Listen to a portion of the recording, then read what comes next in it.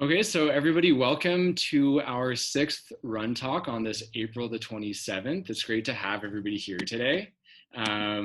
Welcome to my panel. First of all, I want to say hello to everybody joining us. We've got a really great lineup planned for you all today. We'll be talking about basically the race that everybody is interested in April, Boston, as well as other races and kind of the trends that we're seeing in the marathon race industry across North America. Some of it specific to the circumstances that we have today, and some of it kind of in the broader perspective. So joining us today, we have Sabina Lokanc, Krista DuChene, and the one and only Dave McGillivary. So I'm very, very excited to have you all here today. Thanks to everybody for joining us. It's a pleasure to have you all. Thank you. Thank you. And I forgot, we also have Kirsten Fleming, the one and only. I didn't introduce you there, Kirsten. Sorry about that. That's fine. Cheers, everyone. Welcome to another RUNTalks. Yeah, so to give you guys a bit of context, for those of you who don't know, we started off our RUNTalks as a monthly event with one of our partners here in Calgary, Big Rock Brewery. And then when the new normal kind of shifted, we shifted into this virtual format. So it's great to have everybody here. I'd be remiss to not give a plug for my friends at Big Rock who've always supported us in this, and of course Run Calgary and YYC Run Crew. So settle in and enjoy the talk. Before we get going, I'm going to go over some really quick announcements, just community-wise, and some really cool events that are happening these days. First and foremost, Lululemon has the Move and Stay Connected Challenge happening on Strava. That event, or that initiative, encourages participants to join Strava and do 20 minutes a day of activity logged into Strava, and that'll be a really fun thing. Great incentive for everybody to stay active. Also on the note of Lululemon, this coming Wednesday, as a part of the Move and Stay Connected Challenge, our own Jeff Shikazi will be doing Instagram takeover of YYC Run Crew, leading us through an interval workout at 6 p.m. We're really excited about this because it's going to take us through, we're going to do essentially like a virtual class, but we're going to incorporate running outside. So he'll be fielding questions between intervals, and then you put your phone down on your porch or at the track, then you go do your 1 minute interval. And then Jeff comes back, hopefully he catches his breath, and then he fields your questions. So that should be pretty fun. Also happening, another great initiative is the NoVid20 initiative. So you can check that out at novid20.run. That's Blaine, Penny, and Mito, Canada. This virtual run is a part of a global virtual challenge to engage, unite, and inspire our running community to keep motivated and accelerate research towards a COVID-19 vaccine. So that's super important. And then lastly, if you love the content that we have here and you'd like to contribute to it somehow, we'll be sharing a link later on just to help build our digital infrastructure with things like web hosting, Zoom lines, and the new YYC Run Crew page, which will be launching later this spring. So that all out of the way, I just want to introduce everybody, our audience joining us, to our wonderful runners today. We have Sabina Lokanc, who's a local runner. Sabina, you would have been running your 20th marathon last week in Boston. Right. And you're also part of the you're one of the board of directors of the Calgary Marathon, a Guinness World Record holder for taking part in the largest linked team marathon in 2017. And you're running, you're going to run Chicago, or you're running Chicago and going for the 6 stars. That's pretty exciting. Yeah, I ran Chicago last year. Cool. And then we also have Krista DuChene, aka the Marathon Mom, who came in 3rd in Boston in 2018, and you're still shooting for the 2021 Olympics. And that Boston Marathon was a huge comeback for you because it was just a couple of years after you finished the Montreal half marathon, essentially with a broken leg. So welcome, good to have you. How are you doing? Good, thanks. Yeah, it's fun to be here. Yeah. And lastly, we have probably a man who needs no introduction, Boston Marathon race director, Dave McGillivary. Dave, I've got a super long intro for you, but I feel like people need to know how amazing you are. You're the author of your memoir, The Last Pick, and you recently published a children's book. Last week was Marathon Monday, and you did run your 47th Boston Marathon, just solo, right? Mm-hmm. It was actually 48. But who's counting, right? But yeah, I had run the last 47 either during the day or after I'm done with my race director duties and punch out and run it at night. And have been the last finisher of the marathon for the last 32 years. I guess you could say I was last this year too, because I don't know too many other people who are running it, but I didn't run it first. South. I ran it I ran it in my own neighborhood. Or I would say you were first, if you're not last. First and last. Right. Dave is also, for those of you who don't know, Dave has also completed the World Marathon Major Challenge with 7 marathons on 7 continents in 7 days in 2018, I think it was. So yeah, mm-hmm. Very, very impressive, I gotta say, Dave. So welcome to you, everybody. With the housekeeping out of the way, how's everybody doing today? Great, thanks. It's lovely here in Calgary. It's nice weather, so it's nice to be able to get out and do something as well in between work and chats. So yeah. Dave, how about you? How's the weather down in Boston? It's terrible. Cold, rainy, windy, nasty. Doesn't get any worse than this, but I just got back from a run, so it doesn't matter what the weather is. There's no such thing as bad weather, just bad gear, right? Exactly, yeah. Ask Krista that about Boston in 2018. That was really nice weather for you, wasn't it? Actually, this is a perfect time for me to say that back when we had the technical meeting in 2018, I use you in my story, and I say how usually the race directors will say, oh, it's not going to be that bad when you run. And you were like, this is going to be brutal. And I sat in that room and I was like, oh yeah, I'm loving what he's saying right now. Yeah, and it was. I was right. Was I right? Oh yeah. I mean, brutal for everyone else, but perfect for me that day. Oh, wow. Does it make it much sweeter when you can perform under those conditions, Krista, and come out like that? Yeah, I mean, like I think I wrote on my blog for iRun how imagine you wake up in the morning and you look outside and you see that the weather's so bad that the rest of your competition that is supposed to win this does poorly, and you do well on that given day and you end up on the podium. And that's what happened. Not that I went into it thinking, oh, it's bad weather, I'm going to get third. But I did look at it like, I'm probably going to be a little bit higher than top 15, which is what my goal was. That's amazing. Yeah. Good attitude and foresight. Great attitude. Sabina, so that last week would have been number 20, and Krista, for both of you, would have been number 20 last week. Yeah, I actually did a virtual run on Monday as well. So I was with you in spirit, Dave. Oh, I felt it was an important milestone, and It was pretty cool to run in Calgary and do a tour of the city and think back to last year's marathon and thinking about the talk you gave us at the expo and all of my experiences actually running the race, and then connecting with the runners that I knew were planning to run it this year. It was amazing. That's fantastic. Did you follow the Calgary Marathon route when you did it this last week? No, I created my own route, but it was super hilly and it was super windy. So it did remind me of Boston. So it was pretty cool. Do you plan to do a marathon this fall if we're back to racing, Sabina? I'm just wondering because there's something in me that's like, we've got to get that 20th in 2020 because the numbers are so good, and Boston was to be April 20th.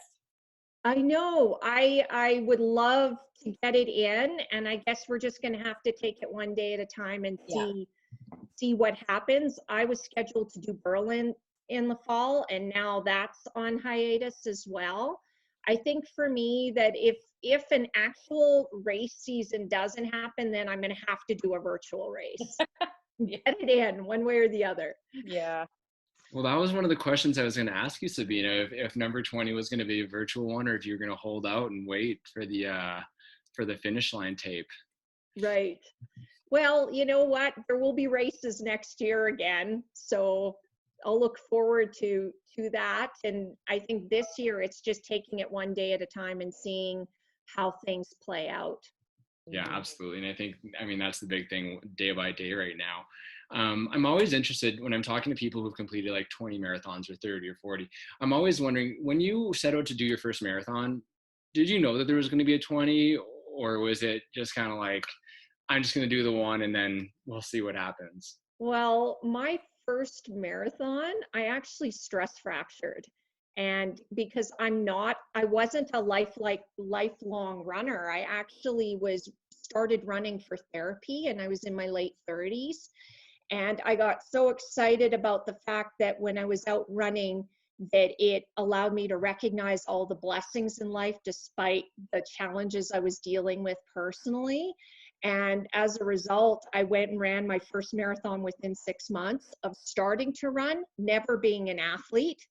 That was a big mistake, as I stress fractured at 15K and still finished the race.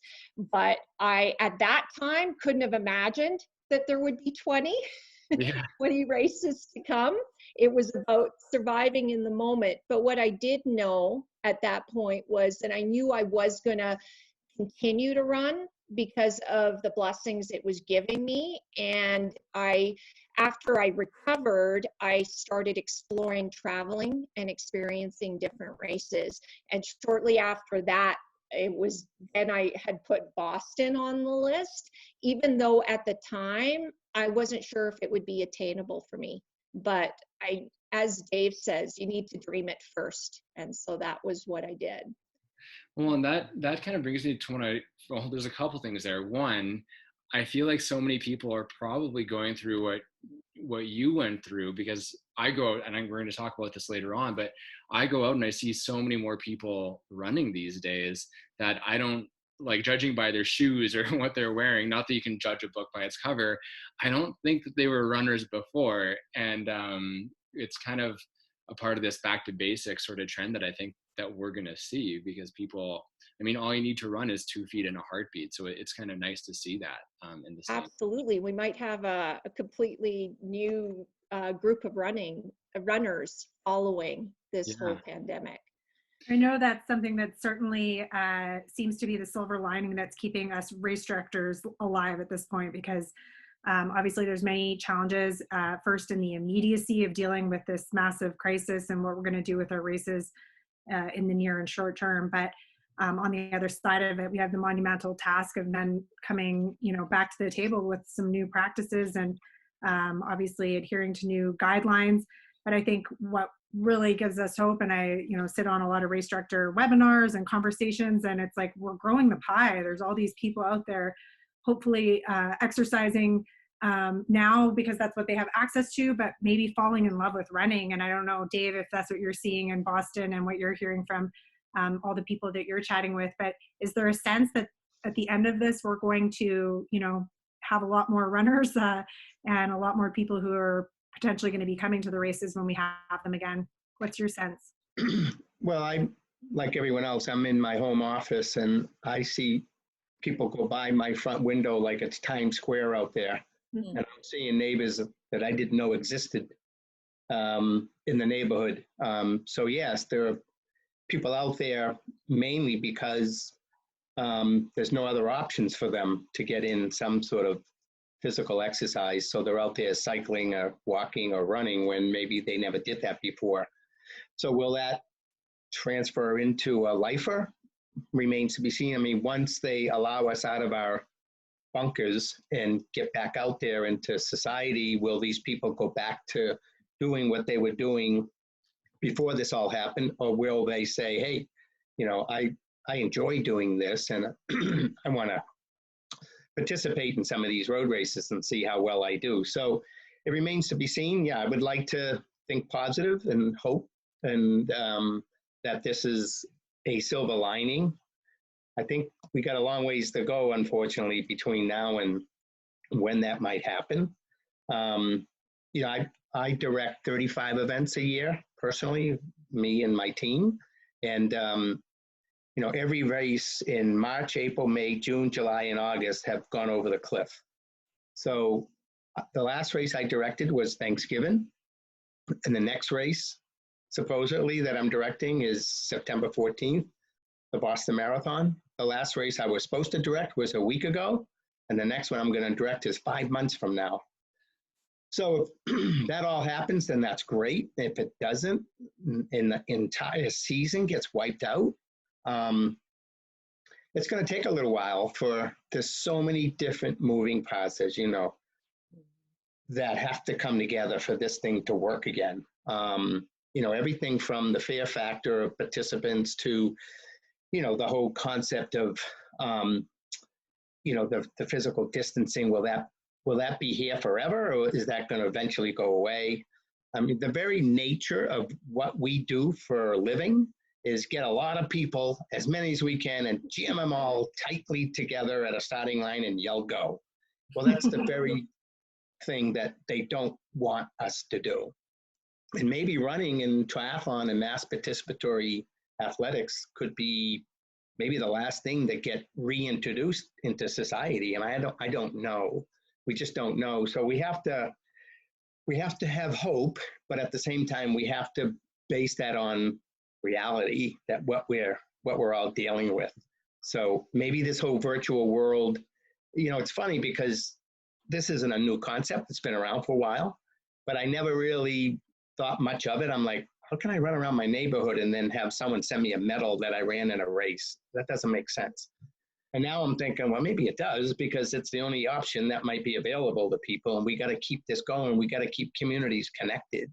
So we'll see how it all plays out. I feel really bad. I mean, this is full of self-pity, but I feel really bad for the runners, but at least runners can still get out there and do something that they're passionate about, whereas other athletes can't.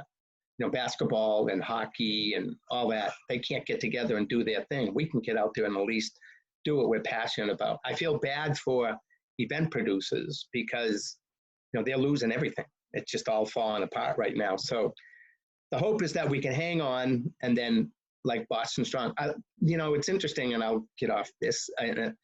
What happened in 2013 for us in Boston, and then we came back in 2014, immediately after the bombings, I was approached by a number of athletes saying, I don't think I'll ever come back to Boston, because they associated our event with danger. And then all of a sudden that flipped 180, and the opposite happened. We had such incredible demand to come back here, to take back Boylston Street and take back that finish line. And we're resilient, and we won't be denied our running freedom, and we're going to come back. And they did. It came back stronger, and that's where the moniker Boston Strong came about. I'm wondering if that same philosophy and that same determination to come back will actually happen and can happen. That's the whole thing. Can this happen? So it remains to be seen. One thing I love about you is you're always so positive. And if you haven't had a chance to read Dave's memoir, it's actually his life before he was the race director of the Boston Marathon. And somebody actually gave it to me when I became a race director. It's a signed copy, but you signed it to a lady named Sue. Well, Sue eventually passed it along, and it ended up in my hands. And I reread it just in December, because I knew I was going to see Dave in February. And I was like, after he had finished the World Marathon Challenge, I wanted to read it and just understand more about his story. And what I love is just how positive you are. And a few days after we suspended the registration for the Scotiabank Calgary Marathon, I got a note from Dave. And basically it just said, 1,200 events, 40 years, and it all come apart at the seams in almost a nanosecond. And that really is what has happened. Essentially, our entire season and potentially year is being decimated before our eyes. And like you said, we should be very grateful that we can still run. For race producers, I know everybody's just kind of hanging on and doing what we can, but I kind of almost want to say that you were the OG virtual runner, because you've been running virtually after the Boston Marathon. I don't know if you've taken a medal from the leftover box that got kicked behind the finish line, but really you've been doing a virtual version of the Boston Marathon for a long time. So you say you don't believe in it, but I'd say you almost invented it, Dave. Yeah. Well, I consider myself the fifth wave, There's only one person in the wave. Can you share with us what you did on Monday and how it was different than any other year on Marathon Monday? Yeah, I mean, just, there was a very strong directive by government and our public safety officials and our medical team, basically saying to runners, do not run on the Boston Marathon course on Patriots Day, because there's no one out there to support you, and they're all doing what they're supposed to be doing and saving lives. So, and that word got out there, and God bless all the runners, because nobody went out there. And when we originally postponed it, I said, there's going to be 5,000, 10,000 people out there running the marathon course. But they paid attention, and a lot of them just decided that they were going to do just that, run around the neighborhood. So I just turned a negative into a positive for myself and said, well, I'll just get up and I'll do this 3.8 mile loop and do it 7 times. And I had my kids join me for a loop or two. My wife joined me for a loop or two, and we just kept it a family affair.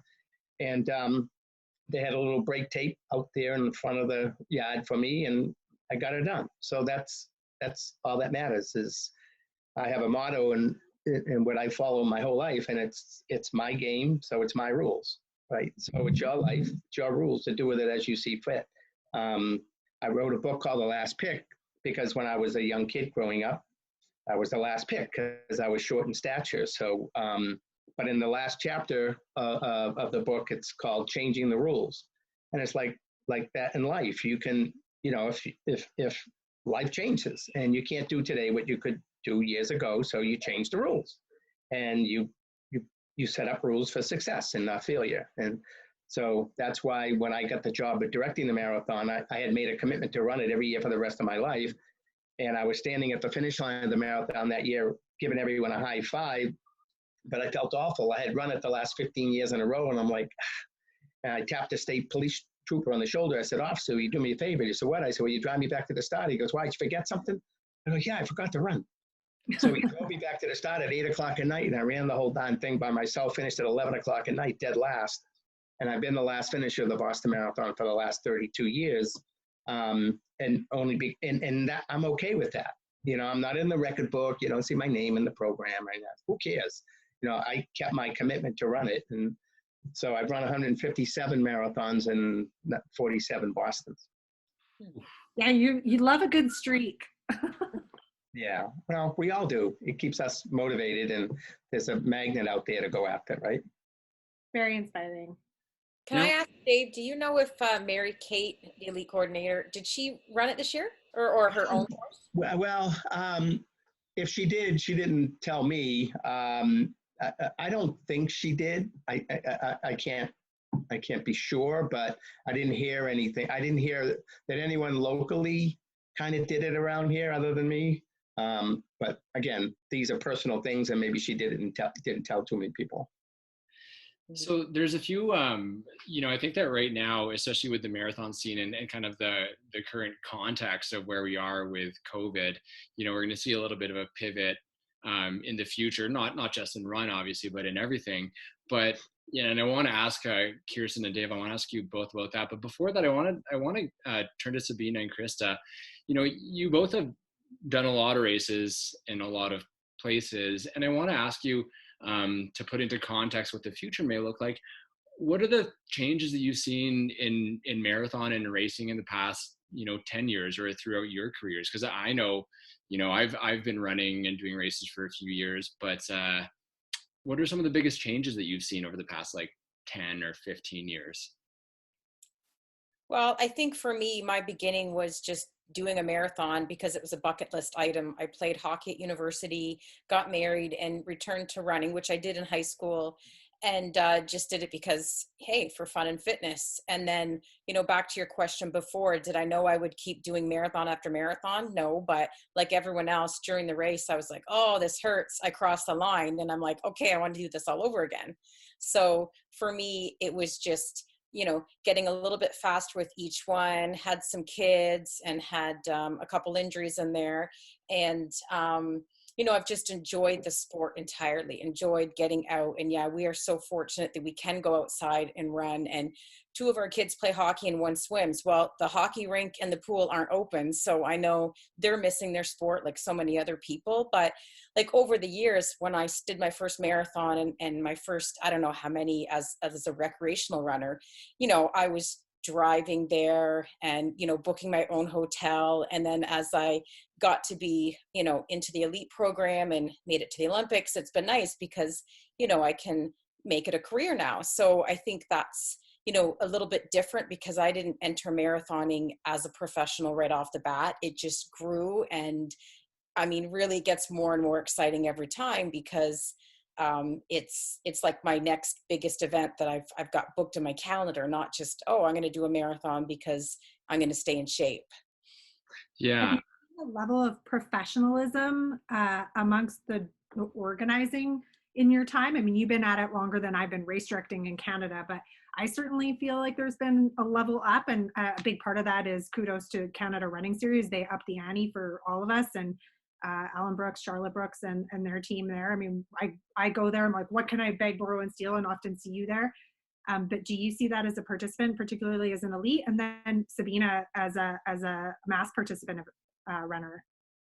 Yeah, definitely. Alan Brooks, I mean, he has just done a phenomenal job in Canada. And I remember way back at one of the first Scotiabank Toronto Waterfront marathons I did, he talked about how they modeled the marathon after Rotterdam and how they had the elites stay off away from downtown so they weren't walking downtown. They wanted to be sleeping and resting and getting ready to race. And, you know, he's just always looking around the world to see how he can be better. And yet at the same time, he does such a good job of meeting the needs of Toronto and knowing what his community is about and the fundraising. And I mean, so many athletes in Canada have succeeded. I'm one of them, I guess I can say, because he invested in us.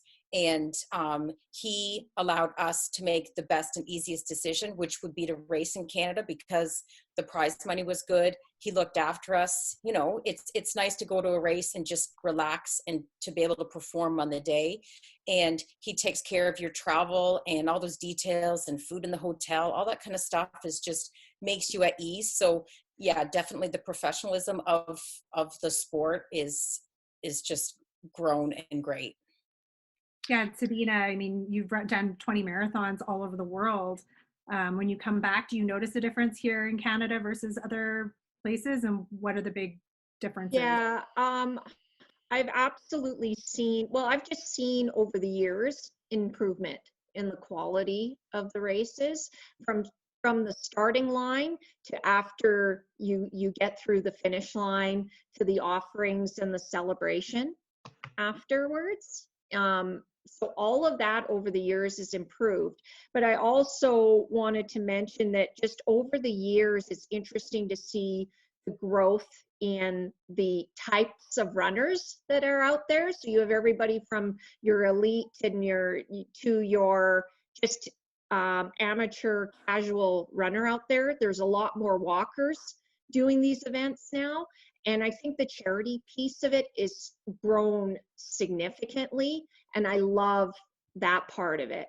I think for me, that's been the biggest realization from when I joined Mito Canada to do the linked event. I never thought myself, I thought, oh, I'm not good enough to raise money for a charity. And now it gave me that recognition. No, you can do this and you can combine both passions. And it's lovely to see how much of a growth there is in that area as well. That's awesome. Well, I know there's some really cool things being cooked up by Mito Canada. So I'm sure you're going to be asked to put your talents of running and charity fundraising together again. And I just want to say that one of the very first times that I ever met Alan Brooks, and long before Charlotte became a dear, dear friend of mine and confidant, I was in Chicago and I was allowed to see behind the curtain. And he, you know, Alan and his accent, he sat beside me. He said, you know, Kirsten, when I go to the majors, I come here ready to mine. I'm mining the majors. I'm seeing what little nuggets I can take away. And I never forgot that. That was like 8 or 9 years ago. And every time I go to a different race, whether it's a World Marathon Major or a race here in Canada, I make a list of 10 things that I can take away that I can do in the near term, 3 things that I can do immediately, and, you know, the one BHAG of something that I can like maybe work towards over the next 5 or 10 years. So I think we're always trying to learn from each other as race directors and see what everybody else is doing and look over the fence and get better at what we do because of what our peers and colleagues in the industry are doing. Yeah, well, and so taking that and taking also, Sabina, your comments about the role that charity groups are playing in Run, I want to kind of pivot and ask Dave and you, Kirsten, you know, over the past few years, we've seen the advent of run crews and charity groups in big cities like New York and Toronto and Vancouver and even here in Calgary. And we've also seen brands like Lululemon moving into Run and hopefully, like, I don't know the statistics, but bringing younger demographics or different demographics into Run. Is that something that you guys feel that race directors can build on, or how do you guys see that kind of shaping the future of our sport? Well, with 40 years of experience, I think, Dave, you should go first on that because so many changes. You know, it's funny because when I was asked what I did for a living for many years, I used to mumble I'm a race director. And it's like, what are you? I said, I'm a race director. And because I was almost embarrassed because my sister works social worker, another sister's a nurse. My brother works for the blind, and Dave's a race director. Like, what do you do? Chalk mark in the road, y'all go. And, you know, at the time, I kind of like, that's sort of what it was. And now when people ask me, what do I do for a living? I say, I help raise the level of self-esteem and self-confidence of tens of thousands of people in America, because that's exactly what this industry does. And, you know, I often ask people if they've ever run a race or not, and some who don't, I say, you know what the toughest part about running in a race is? And they say, what's that? I say, signing the application. You know, it's making the commitment, having the guts to make the commitment. And then once you make the commitment, then you have to earn the right. And then you got to do the work. And then you got to toe the line, you answer the gun, you run the course, you cross the finish line, you get a medal, and magic happens. You go home feeling good about yourself. And there's nothing more powerful in this world than to feel good about yourself. And that's the very foundation by which we accomplish everything in life. And that's literally what we're dealing with now. Yes, it's in the 70s, it was just a real competitive industry where only hardcore runners come out the door and laced them on and was running in road races, right? And then the walls of intimidation crumbled. People started believing in themselves. Philanthropy entered the sport, which was a game changer. And people now are running for a greater purpose. So they may not have taken the initiative in and of themselves to get out there, but because little Johnny next door has some kind of illness and they want to help little Johnny, and this is the way to do it, it opened up a whole new world. And that's what we're dealing with right now. So I think, you know, this is the tip of the iceberg. And, you know, up until just 2 months ago, I mean, things were great. You know, my races were selling out at record pace. Joni Benoit Samuelson's race, Beach to Peak in Falmouth, Boston, all the BAA races. You know, I put on races in Green Bay and San Diego, you know, all over the place, right? And they were just boom, boom, boom, selling out, selling out, selling out. So I still think we're in a good place. It isn't like the industry in and of itself has collapsed. It's that there's something has entered the space that has put a temporary hold on things. And then we're going to come back, and we're going to come back even stronger than the way we were when this all hit the fence on us. So we'll see what happens. We'll see what happens. What about you, Kirsten? What do you think?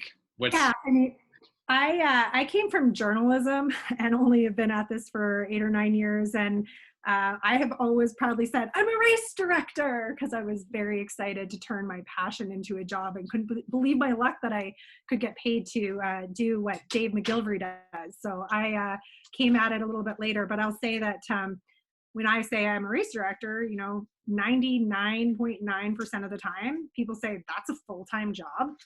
And I'm like, you have no idea. I think the industry has significantly changed. I mean, it's become so much more about experience. And when, you know, companies like Lululemon enter the space and are able to introduce the sport and just the experience to this whole new, you know, contingency of runners who maybe initially come at it because they want the shorts for Seawees, or, you know, want to go on a girls trip to San Diego for the first DMSE San Diego Lululemon 10K, which that was my last finish line before this hit. I also did the bus loading for DMSC on that race. So I think like you see who's there, and people are taking, you know, almost 2 hours to walk/run and take pictures throughout a 10K. But on the other side, they're like, hey, I ran a 10K, and they're more inclined to sign up for a new race. And we're all being pushed by, you know, first it might have been rock and roll. And then eventually, you know, now Lululemon certainly around just changing and making sure that the experience is elevated. So I'm really excited about being able to come back from this. And I think virtual racing in the meantime is a nice alternative for us to all stay connected.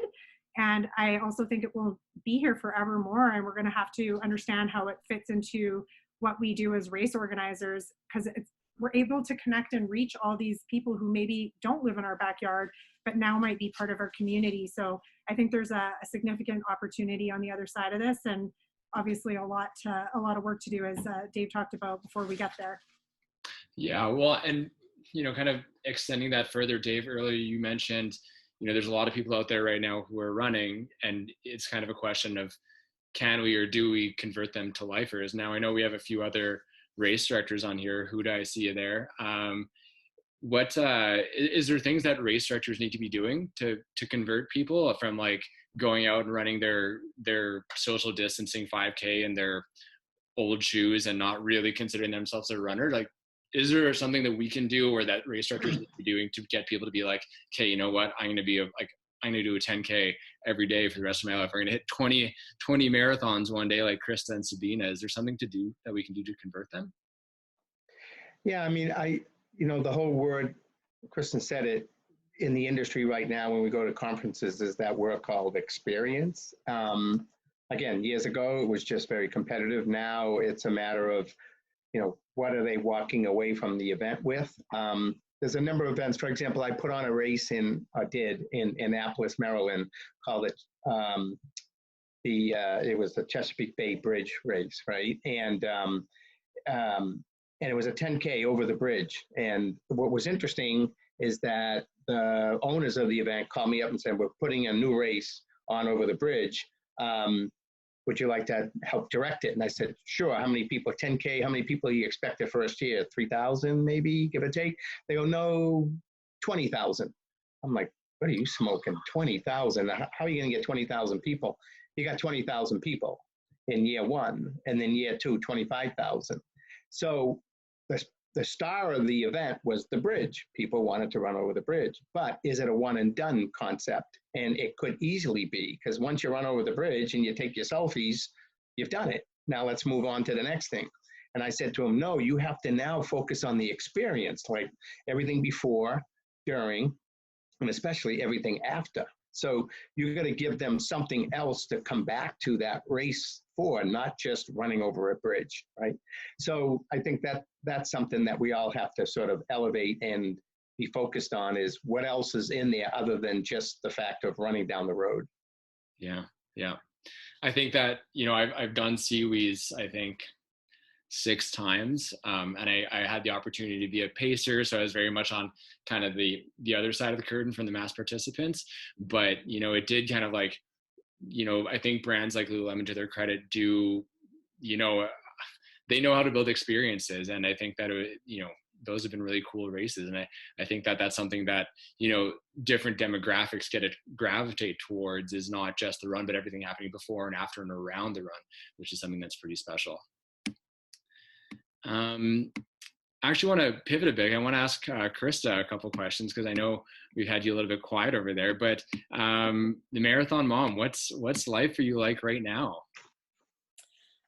Well, our school had like a homeschooling set up the first day after March break. So our kids go to a private Christian school. So basically that means that over March break, because we knew that school was canceled, they got everything ready. So that was kind of nice, because some of my kids were fine to just sleep in, be lazy, like have this long summer vacation. And it was like, okay, you can do that for a week. But then, after we realized we're home for a long time, we're going to have this strict structure. So would you rather just kind of start into it now? Or so anyways, we've gotten into a good routine. So I pretty much get up on my own. No one's up yet, have my coffee, head out for my run, and come back. And I've got my daughter's work set up on the dining room table for her. So when she gets up, she starts at that.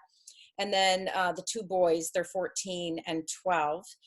They do their own things. So they each get their own computer. They do their homeschooling, and I help her. And then we have a late lunch. And then usually in the afternoon, my husband, I call it projects with dad, because he's good to, see a job that needs to be done. And it's a good use of time, because we have a lot of that. And so we took a tree down and had to chop up all the I say we, but really it was them.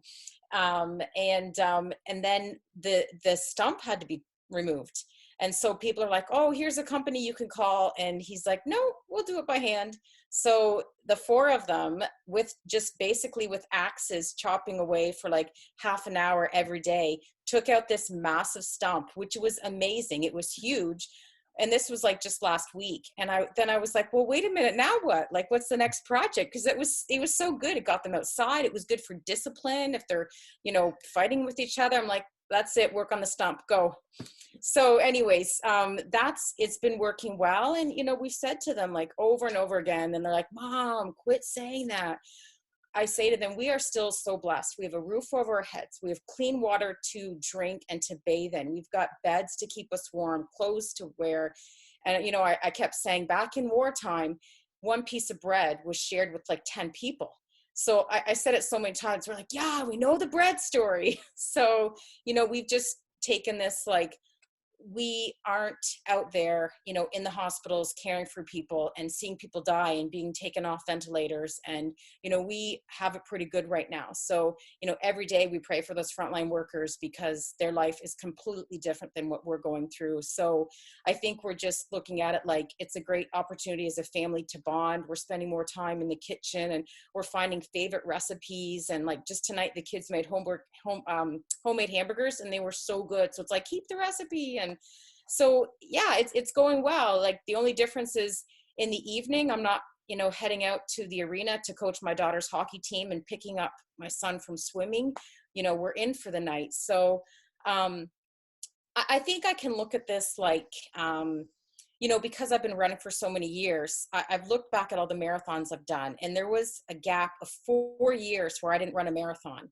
So I look at this like, hey, I've been here before. I've been pregnant for 9 months. I broke my leg. I've had long periods of time where I haven't done a marathon, and I always focus on what I can do rather than, you know, feeling sorry for myself for what I can't. Like, yeah, we can still get out the door and run. And actually where I live, the trails are still open.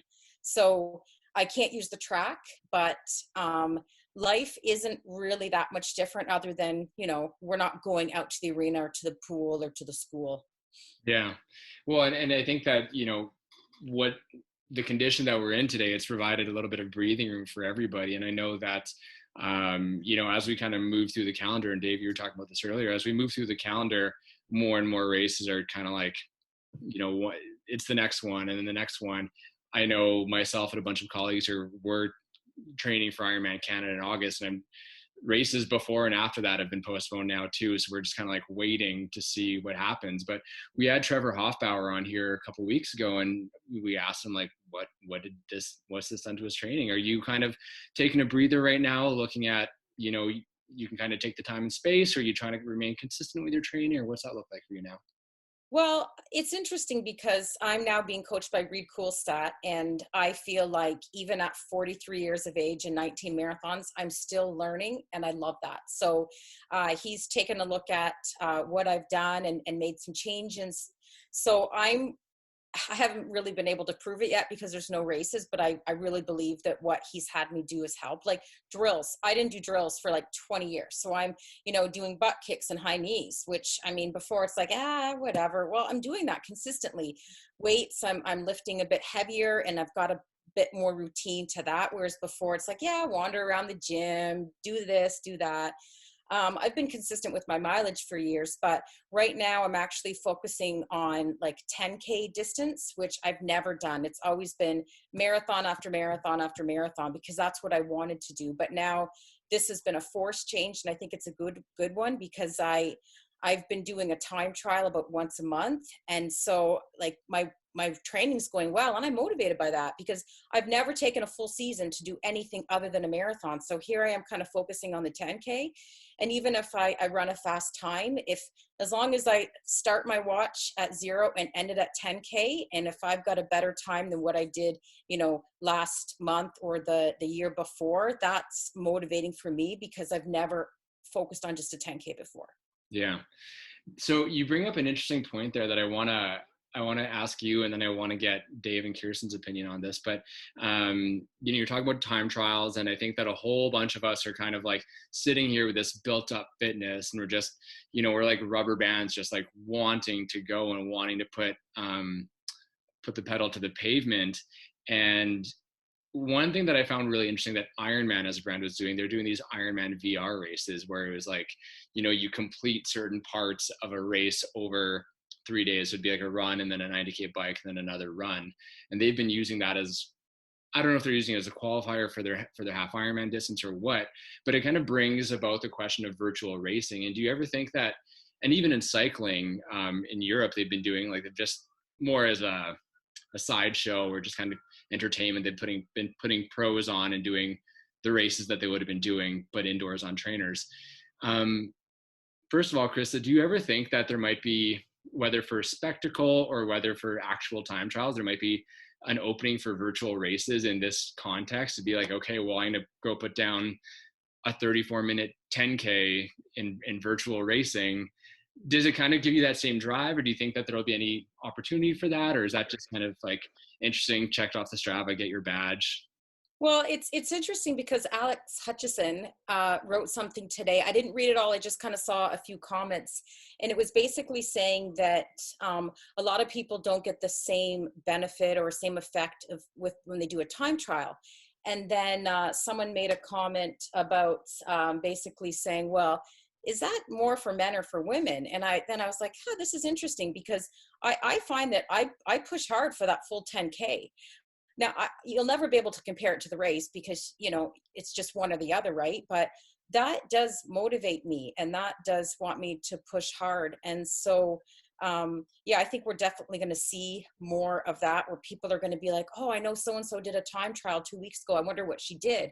You look it up and you think, oh, maybe I can beat her time. And then you kind of think, hey, I'm in decent shape. I can do that. And I know the first race on my calendar that was canceled was the New York City Half Marathon.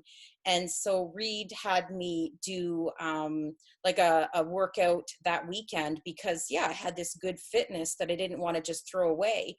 But basically what he said to all of his athletes, and I think probably most people have said this to their athletes, is that, we can't be training with that intensity and high mileage for weeks and weeks, and we don't know where there's an end. But at the same time, we can't be sitting around and doing nothing and just throwing our fitness out the window and feeling sorry for ourselves. So I think everyone kind of had to deal with this loss in their own way and kind of grieve that individually to know where they fit. And of course, in the beginning, people are like, oh, how dare you get upset that races were canceled? Well, yeah, of course we can be upset. That's okay. We're not saying that these races should continue. Of course, we understand the importance of physical distancing, but I think everyone's had to find what works for them. I know Strava's been a big thing, but to me, honestly, I have no interest in trying to get the segments. I don't even know the difference between the crown and the trophy, because for me to go out and try to remember roads and streets and where it begins and ends, I'm like, that takes the joy out of running for me. Like, I can do a race 10 times and still not know where the curves are and everything, but I'm enjoying this time trial, kind of racing against myself. So that's what's working for me. Krista, something tells me that if you just went out for a tempo run, you'd have a lot of crowns and a lot of QOMs on Strava. So well, I happened to be doing a workout the other day, which part of it was up this one hill, and someone messaged me, oh, so-and-so is going to be mad. You took her crown or whatever it was. And I'm like, oh, sorry. Sorry, not sorry. I think the people in your community are very happy that you don't care too much about crowns and QOMs. But Dave and Kirsten, what do you guys think about that? Do you think that, I know that, people kind of go back and forth on virtual racing, but do you guys think that it's just kind of a Strava, get your badge kind of virtual thing? Or do you think that there's a place for competition, whether it's through like a spectacle, just to keep ourselves entertained thing, or could virtual races be like a thing? Well, I think it's like anything else in life. It's about evolution and it's circumstantial. I think prior to this pandemic, I think virtual racing would have struggled, and I think it might have succeeded, but not at the rate that it may now succeed, only because it's the only option available to people. And I think once races come back, I think that people certainly will gravitate back into the competitive environment of running with a lot of people. But I think virtual racing will still be around and will survive. I don't think it'll totally go away when races come back, because I think it does offer something that races don't, and that is convenience. It's cost effective. It can be part of your training ritual. It's tough for me to sort of gravitate to it, only because I've been running for 55 years. I'm old school, and there's a lot of toys and gadgets out there in the world. And I just lace on my shoes and go out for a run. You know, I don't have a lot of the fuel belt there. I literally, you know, just so you know, to come clean, the only thing I run with is I run with a voice recorder. That's what I run with. I don't run with headphones. I don't, nothing. I run with a voice recorder because for me, I'm multitasking, right? I'm directing the Boston Marathon while I'm out on a 10-mile run because I'm constantly thinking, there's no distraction, right? And I'm getting deep, deep, deep into thought. I'm coming up with these great ideas. And if I didn't have my voice recorder, I go out for a run, I get home and I go, darn, what are the 5 things and I lost them, right?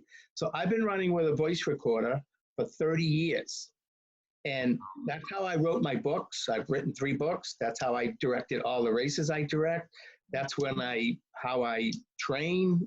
The list goes on and on and on. So I'll run, record things, get back, write them on a list.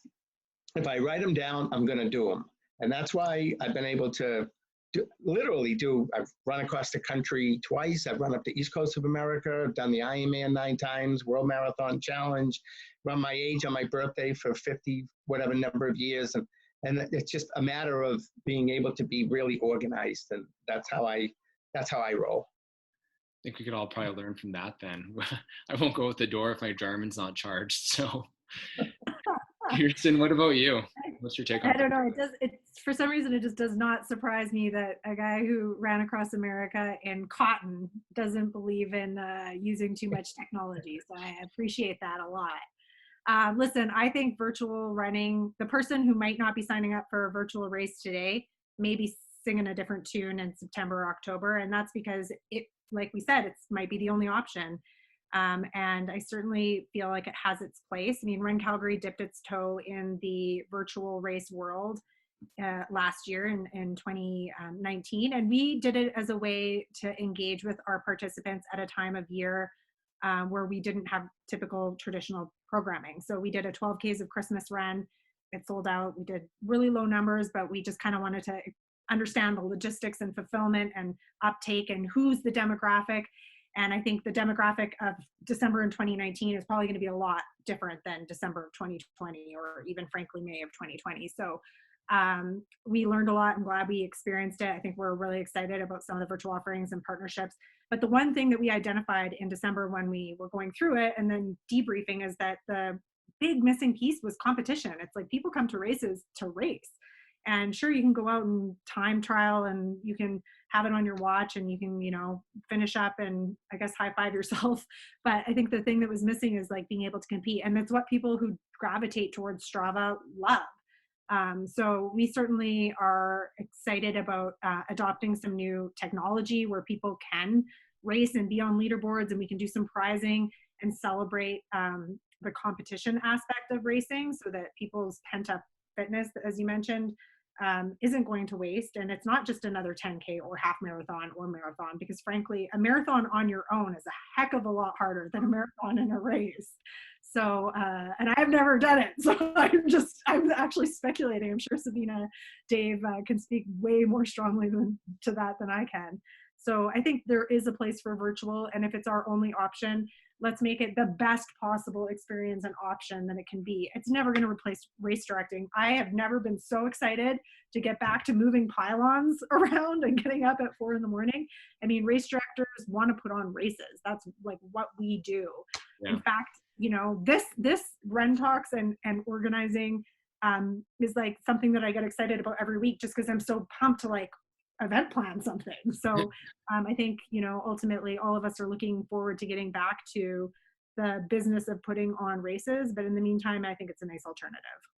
Yeah, I think I can speak for everybody that it's never going to replace it. But, you know, I've definitely chased down KOMs and I've definitely done the virtual challenges and seen the leaderboards and chased after my friends' times. So unfortunately now I have to put filters on it. I can't go for the top crown anymore, but I can find a way somehow. This year I was the fastest person or whatever. I'll do a really quick reminder for everybody that if you do have any questions for our panel, feel free to put them in the chat. I do have a question that came in for you, Sabina. You've done a lot of travel and you've done a lot of marathons. Besides, of course, the Calgary Marathon, What's the favorite marathon you've ever done? Well, okay, let's put Boston aside. I did Boston last year, and that was really the ultimate for me. But I had experienced Portland before they stopped running that race. And when we were speaking about experiences, I didn't think the course was the most attractive in spots, but the way the runner was treated was absolutely incredible at that race. I mean, the amount of food at the finish line, just there were a lot of piece elements there that I really appreciated. It was a race that I had run early on. And then that was full marathon. As a half marathon, I ran in Slovenia, and that's where both my parents were born and raised. And so being able to run there and run with extended family at the finish line was pretty special as well. Yeah, there's something about like the people that make the marathon sometimes. Yeah. That sounds really special. One of my favorite races that I've ever done was, like, my dad's from Spain, and I raced Triathlon Worlds a couple of years ago in Spain. So it felt just that little extra something different that made it really special. Dave, I've got a question for you. This one came in from Jeff Shikazi, and he's wondering, is there a race that you look to that's sort of setting the bar for improvements, or that you're using for inspiration for future Bostons or any of your events? Well, I mean, I do run in a lot of other marathons mainly to sort of audit them. I run in a very different way than everyone probably on this call, because I'm inspecting versus trying to run for the experience of running, because I'm always looking to learn. I've been doing this for 40 years, and I obviously don't know everything. The interesting thing about Boston is, to be honest with you, they may call me the race director, but all I am is a caretaker, right? I'm just taking care of it for a while, because it was here way before I was around, and it'll be here long after I'm gone, and I'm just taking care of it for a while. There's not a lot that changes with that event. The most significant change over the last 33 years I've been involved in directing it is just the field size. When I started, it was 7,000. And in 1995, it went to 9,000. And then for the 100th, it went from 9,000 to 40,000. It's like, how the heck did that happen? But so that was a shock, but we made it happen, and it worked. And then it went back down to like 10, and then it kind of gradually increased and so forth. But the course remains the same, and the organizing committee is about the same people. I mean, we have people been around for 20, 30, 40, 50 years since dinosaurs roamed the earth. And, so there is a lot of just bang it out again, but then you have all the other ancillary stuff, which is the difference, whether we put on a fan fest now, whether it's the expo, or just everything that surrounds it is usually the innovative stuff. But the race in and of itself, it's a down and dirty, very competitive road race. And we're about the pursuit of athletic excellence. We're not about a lot of music along the course and a lot of fanfare. It's just, you make it to the Holy Grail, and this is the Super Bowl of the sport. So there's not a lot of fanfare. It's what it's been for 124 years. So, and I like that about it, because I can use my creative juices with all the other races I do and all the kids events or whatever else we do. But Boston remains Boston because of its history and tradition. Yeah, and at 26.6 will always be 26.6. So, yeah. I want to jump in here and ask something that has literally haunted me in the years that I've come to Boston and just seen the spectacle. And then pretty much every time I put on a race myself, whether it's a 5K, and I've been up since, 3 a.m, or it's marathon day in Calgary, and I've been up for nine days straight. how do you have the energy to run the race at the end of the day at the Boston Marathon? And this is also the question that Kevin, who's an amazing race director here in Alberta, puts on races actually all over North America. And he also is asking that. So tell us, how do you have the energy, Dave? Where does that come from? How do you dig that deep after you've probably been up all week and then you put on a race, you've been up all day, you go out and run a marathon? And is it getting easier or harder? Well, you know, when I started it, I was in my 30s and now I'm 65. So I'm hitting myself in the head saying, why the heck did I start this? No, it is hard, right? Physically, it's hard, but emotionally, it's gratifying, right? Because it's like the calm after the storm. You know, I'm already critiquing the race as I'm running down the race course. I already saw the entire race.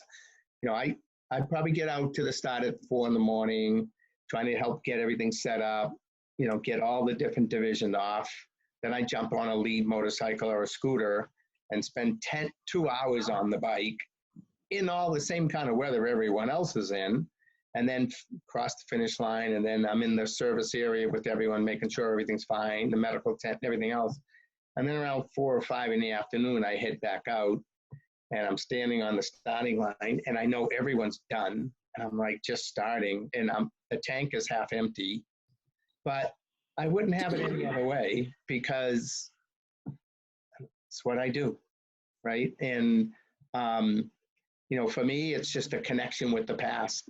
How can you do it for 40 some odd years and then just decide not to do it? Right.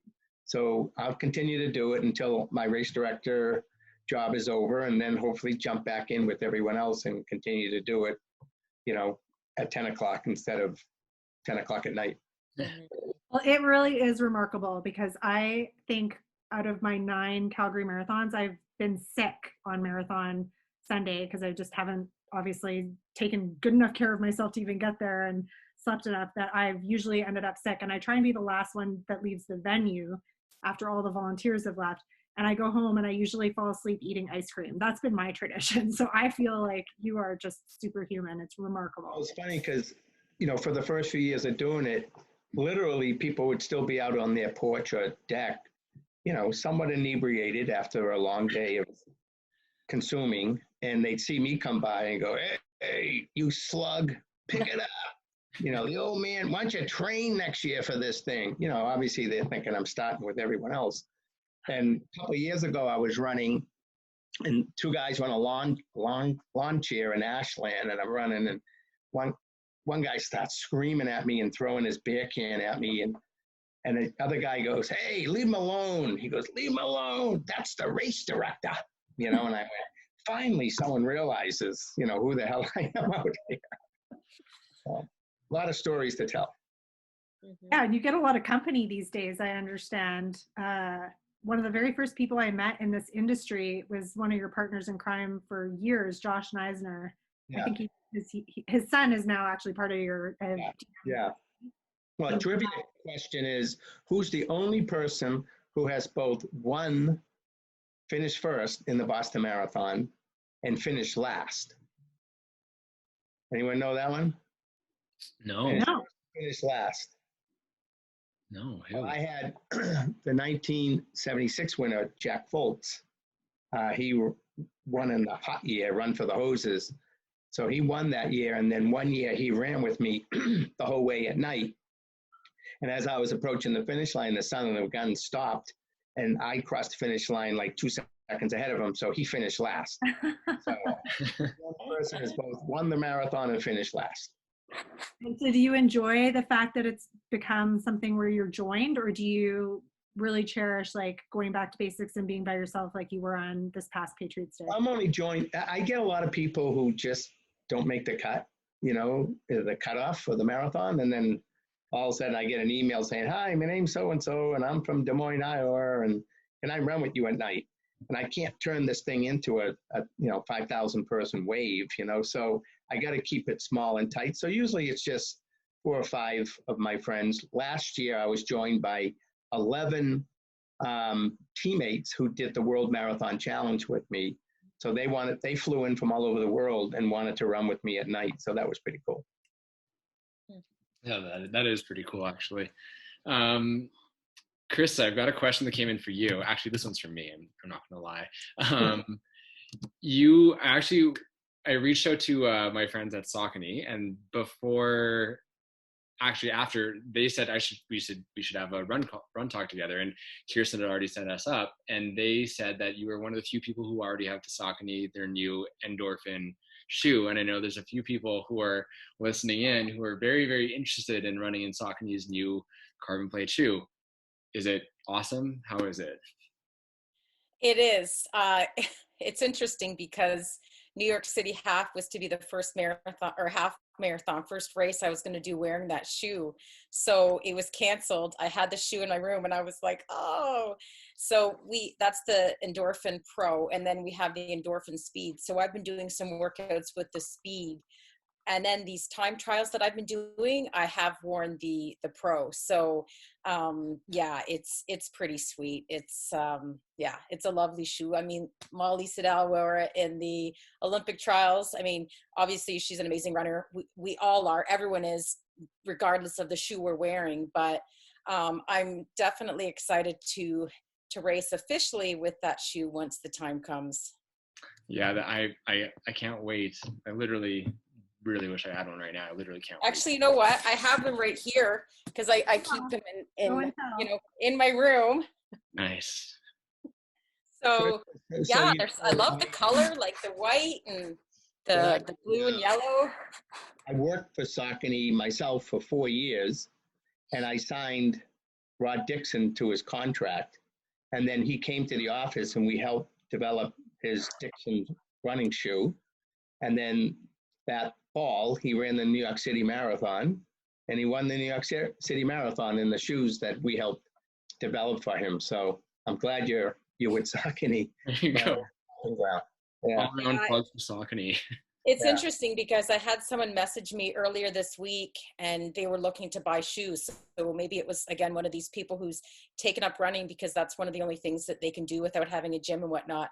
And they basically asked me, did you like the shoe before and aside from the fact that you have been with them for so long and have an agreement, a sponsorship? And I said, yes. Like, I would never represent a brand that I didn't believe in or didn't like. And, you've heard those stories where people, they take another gel, but they are sponsored by whatever. So, I basically said, yeah, I've always liked this brand. And it's interesting because they believed in me many years ago when I won my first marathon back after our second son was born.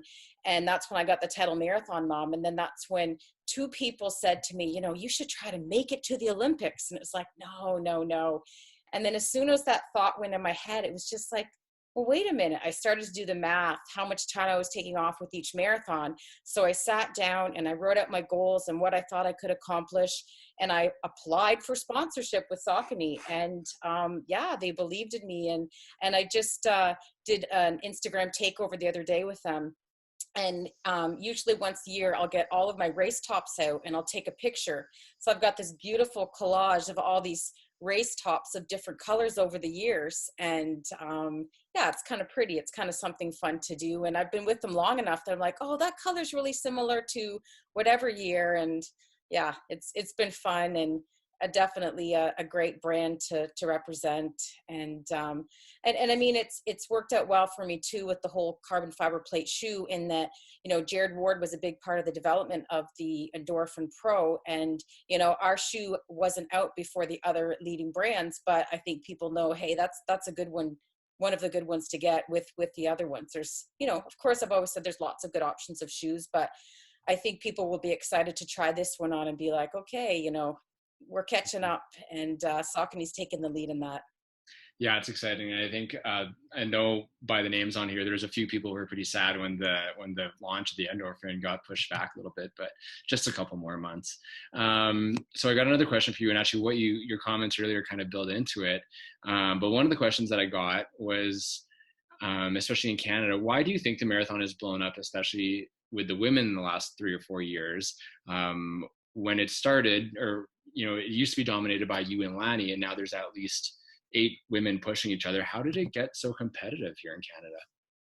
So awesome. Yeah, I mean, I mean, it's such a hard question to answer because I think everyone might have a different reason for why they kept at it. Like someone like Dana Pidereski, who's been working hard for years, and she ran her personal best in a half marathon, I think back in 2011, and she just won her trials and booked her spot for Tokyo. She's been there at it for years. And then you get someone like Melindy Elmore, who ran in the Olympics in the 1500. She retires from the sport, has kids, takes up Ironman events, then decides to drop down to the marathon and runs a 2:24 in her second official marathon. So everyone is so different. But like, I know for me, I was the first one to make the Olympic standard in 20 years. And my mentality was I didn't need to see who's done it before, because there was such a long gap, and there was Sylvia Ruger, but there wasn't really anyone that Lanny and I could look around and be like, oh, I've run with that person, I know what they're like, and kind of inspire us. But I just thought, well, it can be done, and it can be me. And just, I've always had this mentality that you can always achieve something that you maybe didn't think you ever could achieve. And I'm still running and getting better and stronger and enjoying it. And I think that with Lanny and I both making it in 2016 after such a large gap, I think maybe that helped inspire. I mean, it sounds terrible that I'm taking credit for this, but I guess I'm just looking at it from my perspective, in that we prove to people that it's a sport that can be done as a woman when you're juggling a family and a career and all of those other things. So I think it just probably excited women that, yeah, we're back in this. We're back in the marathon. And in 2012, no women went, and we had 2 in 2016, and for sure there's going to be no doubt that there's going to be 3 in 2021. Yeah, that's, I think that I speak for everybody on here when I say that it is inspiring, because I think that, especially when you look at the Olympics, like, I have a lot of friends who retired at, the age of 28 or age of 32, and, their Olympic careers were done, and that was kind of it. And I think that you're out there really changing that narrative. And I think that's incredibly important, and really, really special. So thank you for that. We're rooting you on 2021. 2021. So we're actually at 6:15. So that's basically all the time that we have. But I just wanted to open up and just say thank you to you guys. See if you had any closing remarks or anything. No, the only thing is what I'm running around doing now is advocating something very different. About a year and a half ago, I was out for a run and I could feel some difficulty breathing. And I was like, what's going on? Did I eat something wrong last night or whatever?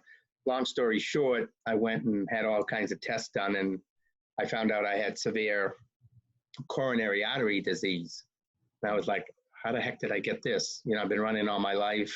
I've run about 150,000 miles and done all these crazy things. But long story short is genetics, can play into it. And so then I changed everything, changed my diet, everything else, and I lost 100 points in my cholesterol level, lost 27 pounds, and I ended up reversing my severe coronary artery disease by over 40%.